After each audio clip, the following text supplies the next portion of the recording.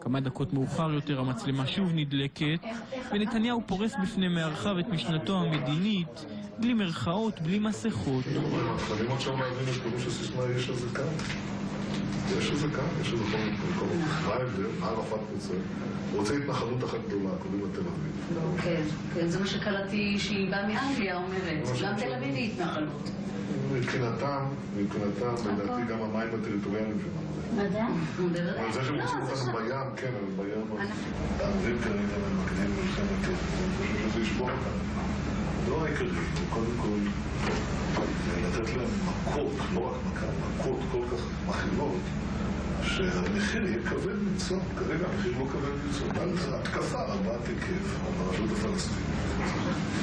להביא אותם לפחד שהכל מתמוטט. לא פוחדים, צוחקים להם, יראו לנו לתוך הישב וצחוק ופשוט הם לא פוחדים. זה מה שנביא אותם רגע, אבל אז השוק מהעולם יגיד מה, אתם פורשים?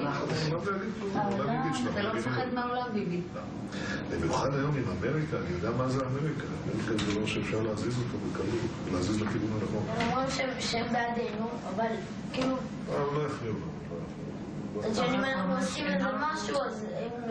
יש שווה, אז נניח שהם אומרים משהו. אז אמרו, 80% מהאמריקאים תומכים בנו. זה אבסורד, יש לנו שם תמיכה כזאת, ואנחנו אומרים מה נעשה עם הממשל ההוא היה פרו-פלסטיני בצורה קיצונית. לא פחדתי לתמודד שם.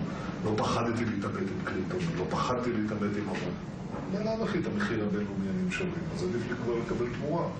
תמורה להגנה. אוסלו, מילא הבאנו להם דברים עכשיו אנחנו לא יכולים לקחת אותם בחזרה, הם לא ייתנו לנו אותם בחזרה. קודם כל, אוסלו זה מערכת, אתה צודק. א', אני לא יודע מה אפשר לקחת. יש לו דעות פוליטיות, תאמין לי.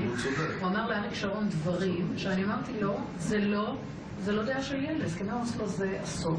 כן, זה את יודעת ואני ידעתי. יפה, אז חשבתי שראש הממשלה... נכון, אבל חשבתי שראש הממשלה כן ידע, והוא יעשה הכל כדי איכשהו לא לעשות דברים קריטיים, כמו מסיבת חברון. מה היו הסכמי אוסלו? הסכמי אוסלו שהכנסת חתמה עליהם. שאלו אותי לפני הבחירות התקיים, כן, בתנאי כפוף להדדיות וצמצום הנסיבות. אבל איך אתה מצמצם את הנסיבות? אני אתן פירוש להסכם שיאפשר לי להפסיק את הדהירה הזאת לקווי 67. איך עשינו את זה? הסכם אוסלו קבע בשעתו כי ישראל תמסור בהדרגה שטחים לפלסטינים בשלוש פעימות שונות, אלא אם בשטחים האמורים יימצאו התנחלויות או אתרים צבאיים. כאן מזהה ביבי פרצה. אף אחד לא אמר מה זה אתרים צבאיים מוגדרים. אתרים צבאיים מוגדרים, אני אמרתי אלה אזורי ביטחון. בקעת הירדן, מבחינתי זה אתר צבאי מוגדר. נכון. זה אוקיי. לך תגיד. אבל אז הייתה שאלה, מי יגדיר מה זה אתרים צבאיים מוגדרים? קיבלתי מכתב מקריסטופר, אליי ולערפאת, באותה לשון, שאומר שישראל בלבד היא זו שתגדיר מה הם את מיקום האתרים הצבאיים האלה ואת גודלם. עכשיו, הם לא רצו לתת את המכתב הזה, אז לא נתתי את הסכם חברון. הפסקתי את ישיבת הממשלה, אמרתי, אני לא רוצה. רק כשהגיע המכתב, תוך כדי הישיבה, אליי ואל ערפאת, חתמתי על הסכם, והשררתי אותו, היה חתום קודם. למה זה חשוב? כי באותו הרגע עצרתי בעצם את הסכם אוסלו.